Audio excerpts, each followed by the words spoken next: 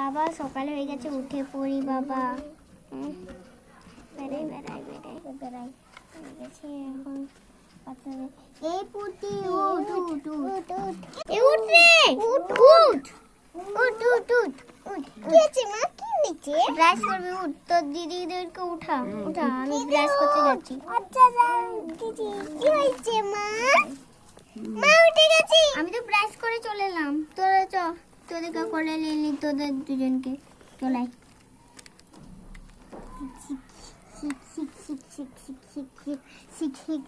চল মুখ খেলা, তোর নাম এখানে। আবার কোথায় উল্টি উল্টি, কি হচ্ছে রে?